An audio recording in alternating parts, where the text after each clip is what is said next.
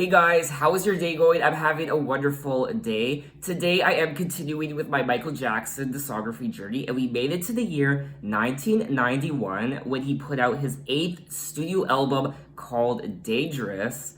Now, let me tell you, I am extremely excited to be listening to this album for the first time. I don't know why I'm being drawn to the album as much as I am. It could be because of the album artwork. The album artwork is absolutely stunning. Or it could be because it says right here that this album is an experimental work and Dangerous is considered an artistic change for Jackson. Or because I'm looking at the track list. There are 14 tracks. The album is 1 hour and 17 minutes. And I don't recall hearing any of these songs before, except for track number 8, Black or White. Now, I do recall hearing this song before. I just don't remember it. But like always, if I start listening to a song and it sounds familiar, I'll let you guys know. This album is also one of the best-selling albums of all time. Just like his prior album, this album has sold more than 30 million copies worldwide. The album has also been included in several publication lists of the greatest albums of all time. Not just the best-selling albums of all time, but one of the greatest albums of all time. The album also received 4 Grammy Award nominations, and Jackson was awarded the Grammy Legend Award, and Jackson also won 3 American Music Awards, and he also was honored with the Billboard Music Award for Best Worldwide Album, as well as Best Worldwide Single for Black or White. And there were also 9 singles released from the album. We do have a lot to listen to, so let's just jump into the first track.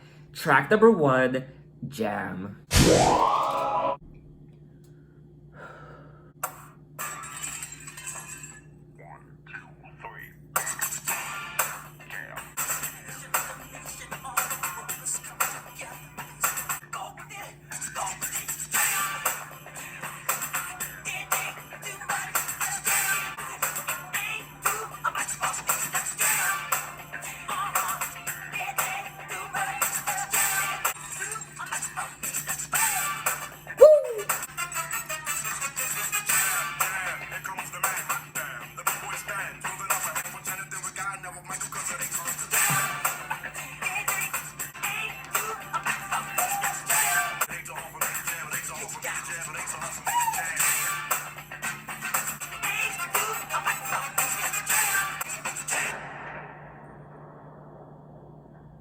Oh my god, talk about an eargasm. I was just eargasming the entire time. There is so much to unpack in this song that I don't even know what to say. I enjoyed that track so much. What a way to kick off an album. This is Michael Jackson, the king of pop. I wasn't expecting anything less. It's a great, fun dance track. I was having a lot of fun to it, but there's also quite a bit of social commentary as well. Nation to nation, all the world must come together, face the problems that we see, then maybe somehow we can work it out. I asked my neighbor for a favor. She said later, what has come of all the people? Have we lost love or forgot what it's about?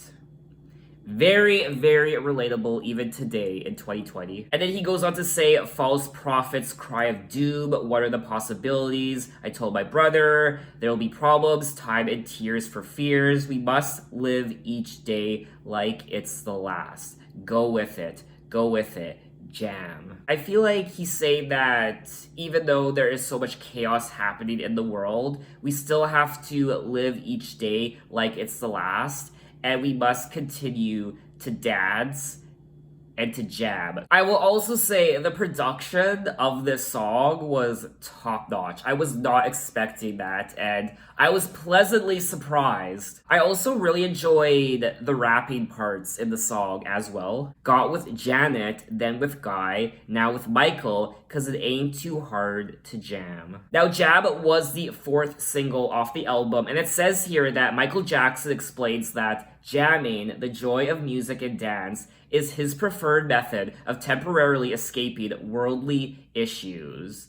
which is something me and Michael have in common, and so many other people, for coping with whatever heartache is occurring in the world or in their private life. A lot of people do turn to music and dance. The rapping in the song was by Heavy D. Now, Heavy D was a Jamaican-born American rapper, and unfortunately, he did die in 2011 at the age of 44. I do want to talk more about the lyrics because there's so much meaning behind the lyrics, but we do have a lot of songs to still listen to, and if I don't move on, this album is going to take forever to listen to, so I am going to move on, but I just want to say that I loved everything about this track. So now we'll move on to track number 2, Why You Wanna Trip On Me.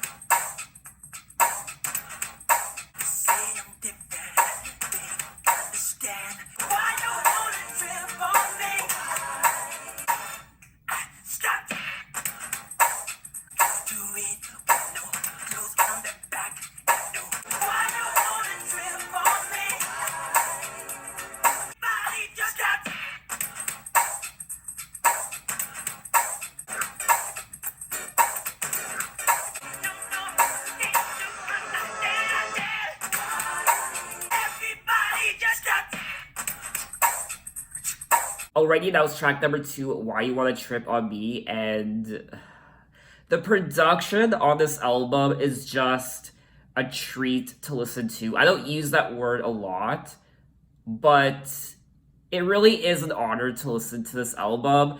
This is what music should sound like. This is just pure music right here. This is what music is all about, this album so far. We're only 2 tracks in. I'm in love with the production on this album. I can't say that enough. This is another song that deals with quite a bit of social commentary. There's a bigger problem that's much more in demand. You got world hunger, not enough to eat, so there's really no time to be tripping on me. And then he also touches on school teachers who don't want to teach. You got grown people who can't write or read. You got strange diseases and police brutality and gang violence and bloodshed on the street. Homeless people. I mean, I could keep going on and on. And lyrically, just like Jam, this is another very powerful song. I did touch on this in my prior Michael Jackson videos. I think I did touch on this in my video for Bad, but I do get the sense that Michael Jackson wants to change the world, and he wants to change the world with his music, and he just wants the world to be a better place. He just wants everyone to support each other, to love each other, and to help each other out. This goes back to what I also said many times in my prior Michael Jackson videos. Michael Jackson just has so much love to give. And I know this just from reading the lyrics to many of his songs and listening to his music. He has such a big heart, and he just seems like such a kind soul. And you can also tell that social commentary is something that he's very passionate about. You can just hear it in his voice. You can just hear the aggression in his voice when he sings these sorts of lyrics. I will also say that this album is quite unique sounding. For me anyway, I haven't listened to many albums throughout my lifetime, but this really doesn't sound like any other album I've listened to. If I could compare it to another album, I could maybe compare it to Rhythm Nation. Now, Rhythm Nation by Janet Jackson was released in 1989, 2 years prior to Dangerous. So I am curious to know if Dangerous was somewhat inspired by Rhythm Nation. But anyway, let's move on to track number 3, In the Closet.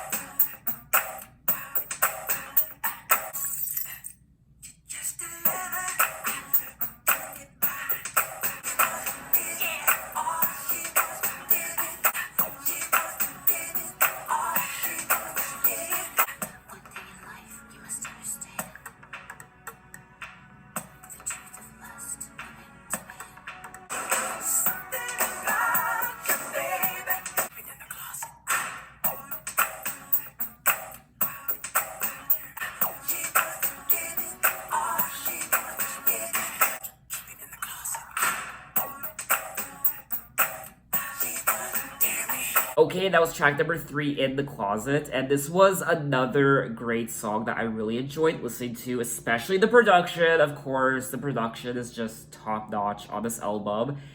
And this was a very interesting song. I feel like it's pretty straightforward when it comes to the lyrics. I get the impression that this is about a dirty little secret, a relationship that should be kept in the closet, should be kept secret. So open the door and you will see there are no secrets. Make your move, set me free because there's something about you, baby, that makes me want to give it to you. And then he goes on to say, I can't deny, it's just desire. I really love it. He also says, just promise me whatever we say or do to each other. For now, we'll make a vow to just keep it in the closet because there's something about you, baby, that makes me want to give it to you. What I also like about the song is how we start off very soft with the spoken word from a female vocalist. There's something I have to say to you. If you promise, you'll understand. And I am reading here that for In the Closet, Jackson had planned a duet with Madonna, which did not materialize, which that would have been great for Madonna to be on this track. That was definitely a missed opportunity. I'm curious to know why it never happened. Now, I'm gonna be honest. I have to be 100% honest with you. When I read the title of the track, In the Closet, obviously I was thinking about his sexuality because that's what people say about homosexuals. You're in the closet. If you're not out yet to the public or your family, you're considered in the closet and your sexuality's in the closet. So that's what I thought he was referring to. It says here that despite the song's suggestive name, its lyrics do not allude to hidden sexual orientation, but rather a concealed relationship. So as to whether that's true or not, when it comes to the song not being about his sexuality, but more so just about a concealed relationship, I have to go off of what the songwriters said. The songwriters who are Michael Jackson and Teddy Riley. So that's what they said, so I'm gonna believe them. And in regards to the collaboration that was supposed to happen with Madonna, Madonna said that she worked on some lyrical ideas for the song, but when she presented them to Michael, he decided they were too provocative. Of course, it's Madonna, too provocative. And they decided not to continue with the project.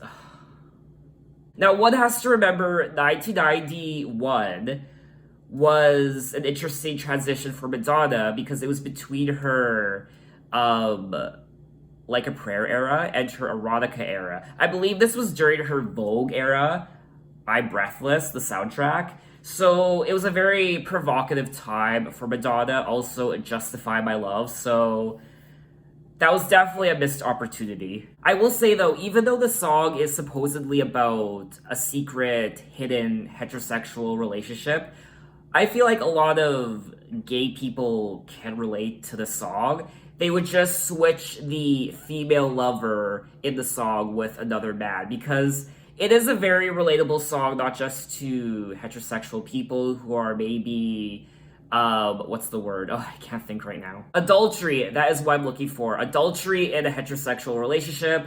A lot of people can relate to that, but also homosexuals who are in the closet and who engage in homosexual acts in secret. So now let's move on to track number 4, She Drives Me Wild.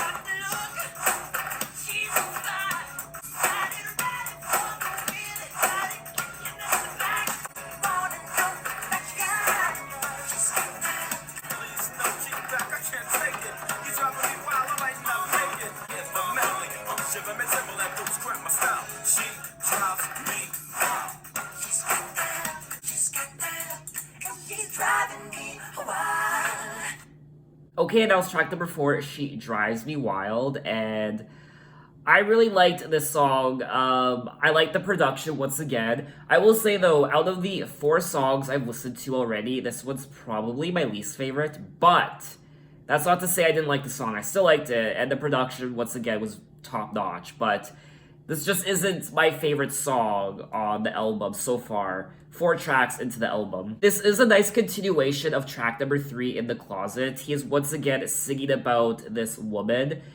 She's got the look, she's so fine, and you know damn well the girl will be mine. Whatever Michael Jackson wants, I imagine he will get. She's got the breaks, she's the seed, and you know damn well she gives it to me. And this goes back to track number 3, how he wants to give it to this person. So I like the interesting connection there. I am curious to know though if he was dating anyone around this time in 1991. I know he did marry Lisa Marie Presley in the 90s. I just forget when. Wow. I'm on the Wikipedia page for personal relationships of Michael Jackson, and there's a lot. It says here that Michael was introduced to the topic of sexual activity at the age of 9 while a member of the Jackson 5. It says that at an early age, he and his brothers would perform at strip clubs, sharing the bill with female strippers and drag queens, and the sexual adventures of his brothers with groupies further affected Jackson's early life. So it says here that according to a friend of Lisa Marie Presley, their adult friendship, Michael's and Lisa Marie Presley's friendship, adult friendship, began in November of 1992 in LA, so a year after this album was put out. So now let's move on to track number 5, Remember the Time.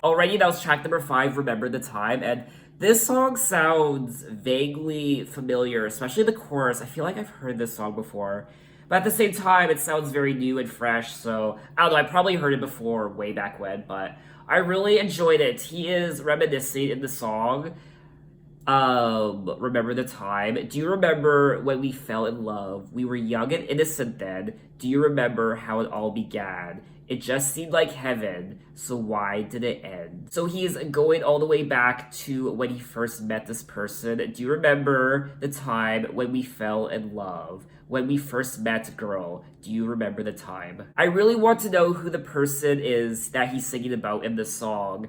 Just like tracks number 3 and 4, he must be singing about, I imagine he's singing about real life experiences, about having to keep relationships in the closet and hiding relationships and how this person drives him wild. Track number 4. And now he's saying track number 5, Remember the Time We Fell in Love. He did co-write the song, just like quite a few of the other tracks on the album, so I imagine these songs are a little bit autobiographical. Now, Remember the Time was released as the second single from the album, and going into the song, I knew that it was a popular, prominent song on the album because I am listening to this album on Apple Music, and whenever there's a little star beside one of the tracks, that means that the song is one of the more popular songs on the album. Typically, it means that it's one of the singles. It says here that there was a 9-minute music video marketed as a short film for the song Remember the Time.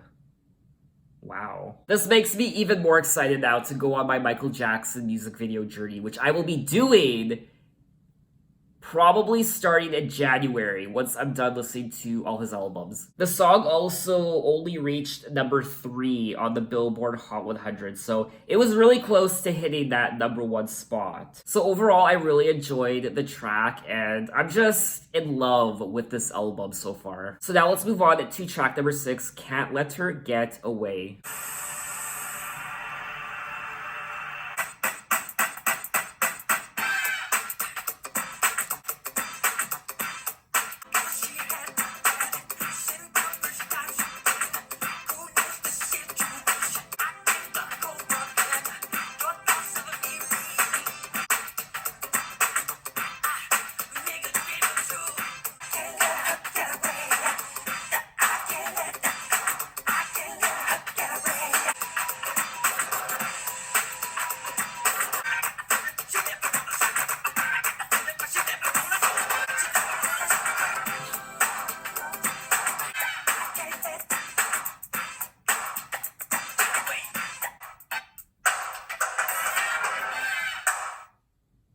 already that was track number 6, Can't Let Her Go, and I probably sound like a broken record at this point, but I love the production of this album. It is fire, and the production on this album is probably one of my favorites when it comes to his entire catalog of music up until now. It's fire. It's doing something to me, and you could definitely play this album track by track without skipping any of the songs. I feel like each of the songs really do flow nicely one into the next, and this album is ear candy to listen to, just pure music. I mean, like I said already, this is what music's about. It's an eargasm. That's what it is. I will say though, Can't Let Her Get Away isn't one of my favorite tracks on the album. It's probably one of my least favorites, probably between track number 4 and 6, She Drives Me Wild and Can't Let Her Get Away. Those are probably my 2 least favorites on the album, but I would definitely listen to them again 100% because of the production. This song also ties in with tracks number 3 and 4 and 5. There seems to be an interesting theme and story taking place with the last 4 tracks. In the Closet, She Drives Me Wild, Remember the Time, and now Can't Let Her Go. Or, wow, oh, sorry. Can't Let Her Get Away. I'm so sorry. Don't crucify me. He does say in the song, Can't Let Her Get Away, she never gonna get away. So once again, I'm curious to know if this is the same person that he was singing about in the prior tracks, or if it's a different person. I just like the interesting theme and story that's being told with these last 4 tracks. So now let's move on to track number 7, Heal the World. Think about the generations and to say we want to make it a better place for our children. Think if they can make it a better place.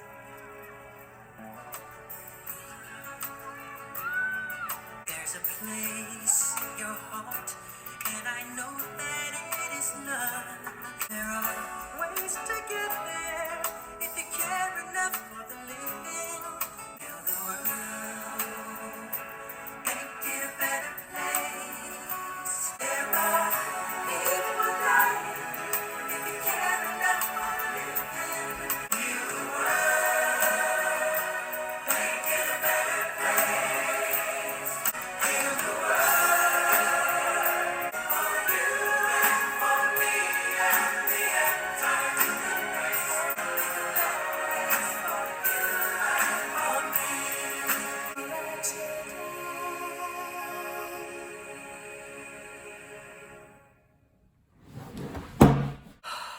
I can't. Video's over.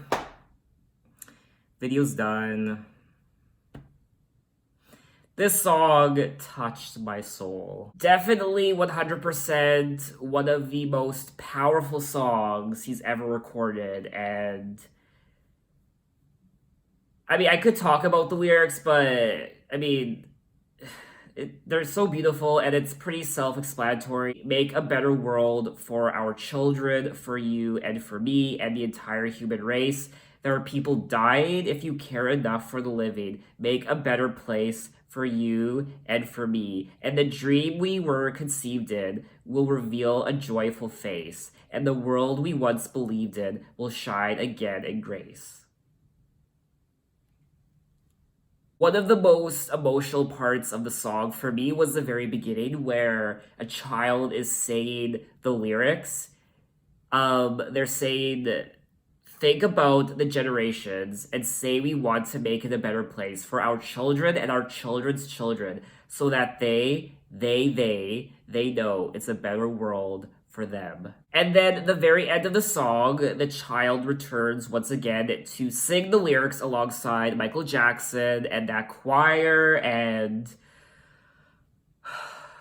I am really hoping that this song went to number 1. It was the 6th single released from the album, and it says here that the song went to, oh my god, there's so many charts. It only went to number 27. Well, that's tragic. And it looks like it didn't go number 1 anywhere in the world. It did get pretty high in some countries, like 2 and 3, but I don't know, I really like the song. In a 2001 internet chat with fans, Jackson said that Heal the World is the song he was most proud to have created. He also created the Heal the World Foundation, a charitable organization which was designed to improve the lives of children. The organization was also meant to teach children how to help others. So overall, this is a timeless song that once again deals with social commentary and healing the world, making the world a better place. That is another one of the themes of the album, like in tracks number 1 and 2, Jam and Why You Wanna Trip on Me.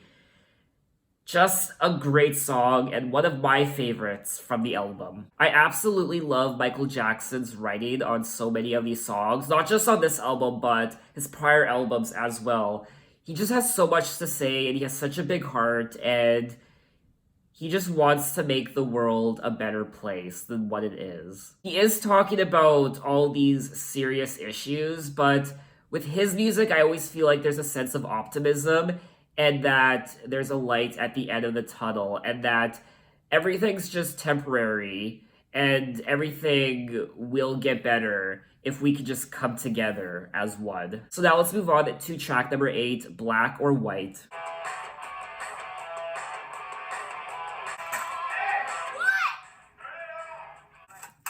Too late. Eat this. Eat this.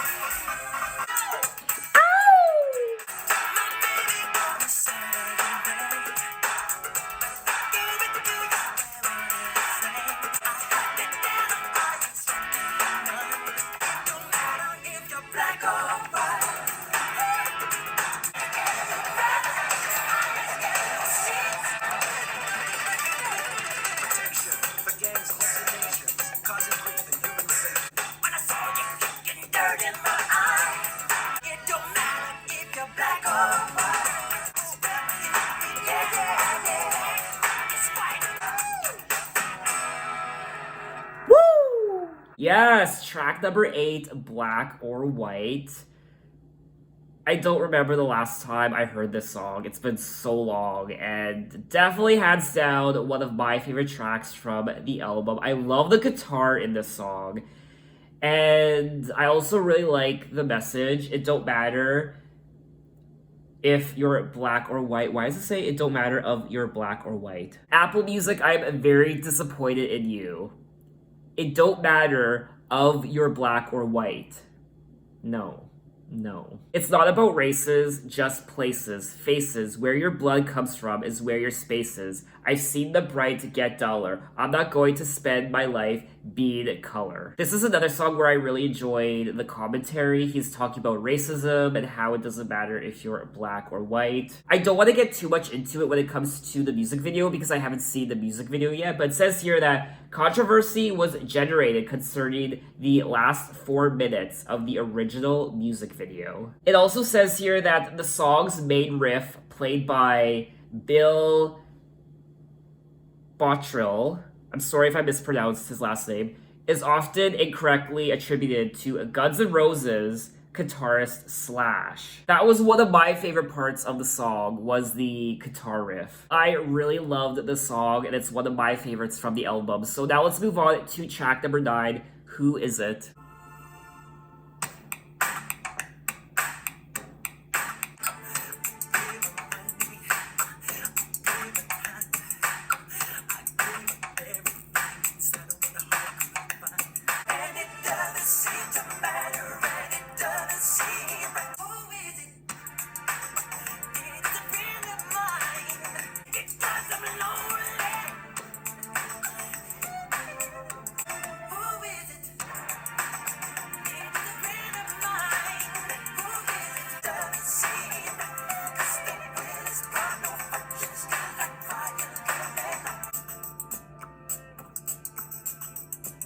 Okay, that was track number 9, Who Is It? And this was another great song I liked listening to. It is quite tragic as well. He's saying, I gave her money, I gave her time, I gave her everything inside one heart could find. and she promised me forever. And then he goes on to say, still I cry alone at night, don't you judge of my composure, cause I'm lying to myself, and the reason why she left me, did she find in someone else? Who is it? So I'm assuming when he asks who is it, he's asking this woman. Who is it that brings you the things that I can't bring to you? Who is it? Who did you leave me for? Is it a friend of mine or is it my brother? Who is it? Somebody hurt my soul. Now who is it? Who took you away from me? I am the agony inside, the dying head. This is injustice. I pray this punishment would have mercy on me. This is such a tragic song, and you can hear the emotion in his voice. He does sound quite hurt. And this is a great song. I liked it. It says here that the song's lyrics pertain to despair over being left by someone you love. Some critics noted a comparison to the lyrics of the song to Jackson's single Billie Jean. It also says that the song was not performed by Jackson on any of his world concert tours. He did, however, perform a small segment of the song in his interview with Oprah Winfrey from 1993, which I definitely want to check out that interview. I don't think I've ever seen it before. In the song, he learns that this woman was unfaithful to him and wants to know with whom she cheated with. And we are continuing this relationship theme throughout the album, starting with track number 3, In the Closet, and track number 4, 5, 6, and now track number 9, Who Is It? So now let's move on to track number 10, Given to Me. She always takes it with a heart of stone. There is a feeling, even when I'm walking, set on fire. It seems you get your kicks from hurting me. Quench my desire, even when I'm walking. You won't be laughing, girl, when I'm not around.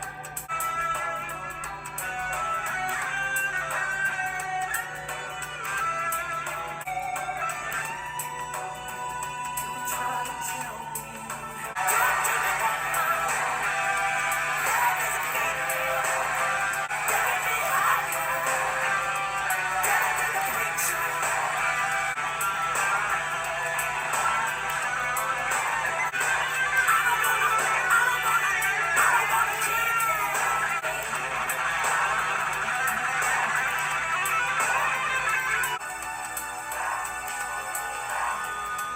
Okay, that was track number 10, Given to Me, and I demand to know who was playing the electric guitar in this song. That was my favorite part.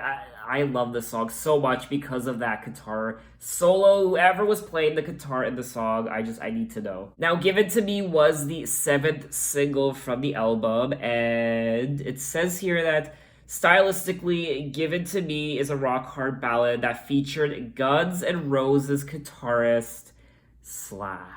Now, I'm not familiar with Guns N' Roses. I'm not familiar with their albums. I've never listened to a Guns N' Roses album before, but I know who Slash is. I've heard him featured on other songs from other artists before. This is another song where he is struggling with this relationship with this woman. Always knew just how to make me cry, and never did I ask you questions why. It seems you get your kicks from hurting me. Don't try to understand me, because your words just aren't enough. And then he also goes on to say, you and your friends were laughing at me in town, but it's okay, you won't be laughing, girl, when I'm not around. So we're continuing this tragic story of this relationship that we started in track number 9, Who Is It? And now track number 10, Given to Me. I will say, this has to be one of my favorite tracks from the album. I just absolutely loved it. Whenever Michael Jackson plays around with rock and the electric guitar, I always have an eargasm.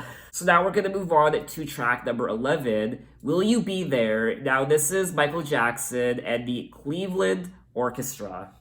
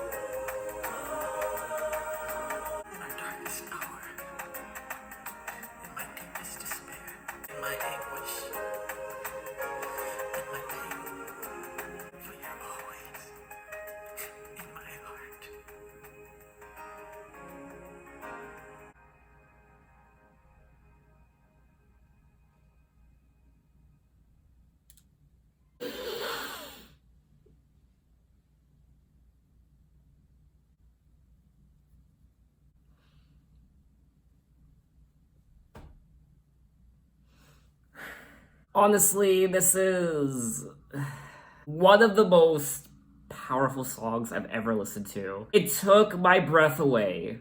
And I don't care if I'm overreacting. I really don't care.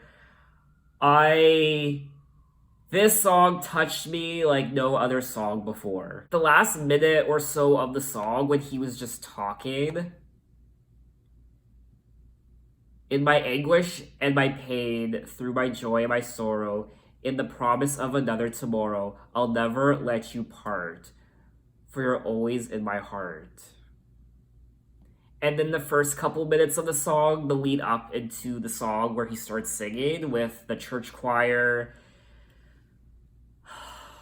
It's really interesting because this song was part of the Free Willy soundtrack, which, I mean, you wouldn't think this song would be in a children's family movie. This song was absolutely remarkable. There are very few times where I do these first listen review videos and I'm left speechless. I was left speechless after listening to this song. I will also say that I do recall hearing this song before. The melody sounds very familiar, so when he actually started singing in the song, it did ring a bell and it started coming back to me. I don't remember the last time I heard this song, but it was familiar. I did hear it before, but at the same time, it was still very new and fresh to me. And it just captured my heart. It almost made me cry. I got so teary eyed listening to the song that the gospel choir and his lyrics and his emotion and just the overall production, just everything. I am just so emotional right now after listening to that song, and I can keep gushing about it. I can keep going on and on and on about it, but we do have to move on. We have 3 more songs to listen to, so I'm gonna leave it there. Okay, so now let's move on to track number 12, Keep the Faith. In a corner loud, when it get inside, you can say the words like you understand. 'Cause you can climb the highest mountain, swim the deepest sea. So keep the faith, baby, yeah. It's just a matter of time. You can be a winner, but you got to keep the faith. Keep the faith. Don't let nobody turn you around. Keep the faith, baby, yeah. It's just a matter of time. You never see no longer. Go for what you want, don't let it get in your way. Don't keep yourself stuck. You got to keep the faith. Like you wanna, but you got to keep the faith. Yeah, you got to keep the faith. Okay, that was track number 12, Keep the Faith. And once again, this album. The gospel choir was wonderful once again, and I love the lyrics. Very powerful, and so give yourself a chance, because you can climb the highest mountain, swim the deepest sea. All you need is the will to want it and a little self esteem. So keep the faith. Get your dreams up off the ground. So keep the faith before your confidence will win out. This is a very motivational song, and it's very inspirational, and I love the intention behind it, and it's a very powerful song. Just like so many of the other songs on the album so far, this was great. I do want to go back to the previous track for a second, Will You Be There, because I'm very disappointed that that song didn't reach number 1.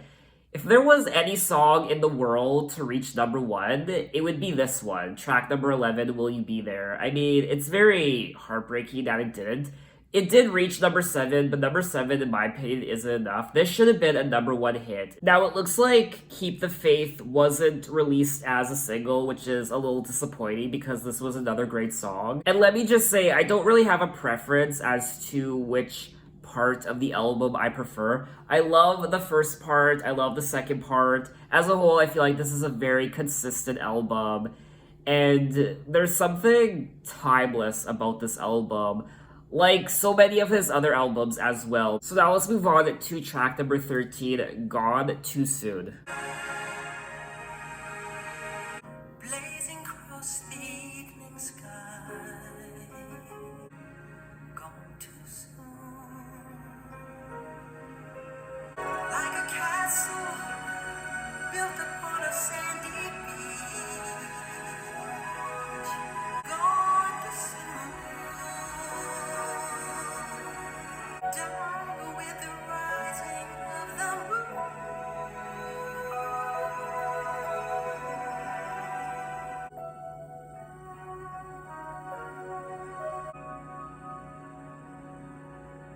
Already, that was track number 13, Gone Too Soon. And this is one of the shorter songs on the album. It's just over 3 minutes. And it's very classical sounding and very tender and sweet. The second half of the album, I will say, is very emotional and stirring. It's emotionally stirring for me anyway. And the lyrics were really nice. Like a comet blazing across the evening sky, gone too soon, like a rainbow fading in the twinkling of an eye, gone too soon. Here one day, gone one night, like the loss of sunlight on a cloudy afternoon. Now, Gone Too Soon was released as the 9th single from the album. It says here, Dionne Warwick first performed but never recorded the song in February of 1983. It was a TV special as a tribute to many performers, including Janis Joplin, Elvis Presley, and so on and so forth, John Lennon. It also says that Jackson's version of Gone Too Soon was dedicated to the memory of Jackson's friend Ryan White, a teenager from Kokomo, Indiana, who came to national attention after being expelled from his school for having HIV and AIDS. So it looks like this song has a very deep connection to him and to someone special. And obviously, I keep forgetting that 1991 was still during the AIDS crisis from the 80s and into the 90s as well. And a lot of albums from this time do touch on people who have died from AIDS. In particular, I know Madonna had a couple songs from her Erotica album that touched on people who died close to her from AIDS, and a couple other albums as well. I think Janet Jackson might have had a song or two as well. So as a whole, this was a very beautiful song to listen to and to read, and I liked the intention behind it and the meaning behind it for Michael Jackson. Anyway, let's move on to track number 14, the final track of the album, track number 14, Dangerous. It's dangerous. I never knew, but I was walking the line. The game is so dangerous. You can call it honey, but you know damn good for me. Touch, a kiss, a whisper of love. I'll take it. Lust is strange in humanity. One at the door is so dangerous. The game is so dangerous. She touched me. The lips of a strange woman dries a honeycomb. 'Cause it's dangerous. Dangerous. But you know I can't get fucking dangerous.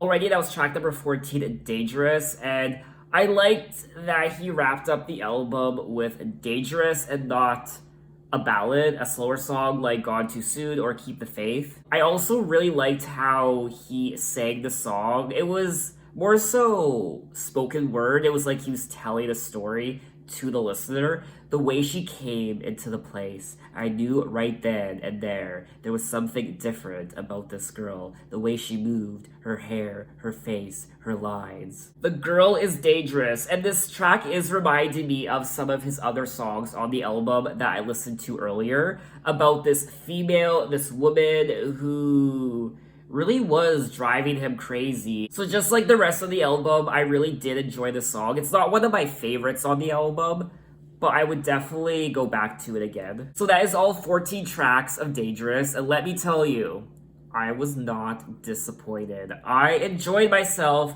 through and through, and I liked each and every one of the songs on this album. Obviously, there are songs I prefer over others.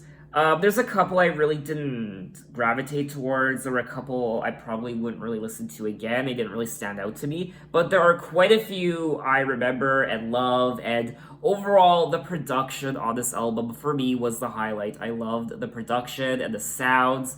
Very different from other Michael Jackson albums. And I also really liked his songwriting. Of course, his lyrics are always so passionate and meaningful. There's a lot of political commentary about racism and the state of the world and just everything that's occurring, all the heartache and the sense of optimism, how we need to come together and things will improve. He also talks about this relationship, a relationship of sorts with this woman. It's very agonizing and it's very sexual, it's very aggressive, and he has to keep it away from others. He has to keep it in the closet, and this woman drives him wild. So I also liked the two themes there of the relationship with this woman and also the political commentary on the state of the world and so on and so forth. I'm just really struggling now because now I don't know how to rank his albums. I kind of had an idea in my head. I don't know where this album would rank on my list. I'm having issues when I'm trying to compare it to Bad and Thriller and Off the Wall. I will say though, out of his most successful albums, his most prominent and popular albums, Off the Wall and Thriller, Bad, and Dangerous, I want to say that Bad is probably my favorite. I don't want to give anything away though, because I do want to record a video where I rank all his albums once I'm done listening to them all. I do think this is a great Michael Jackson album.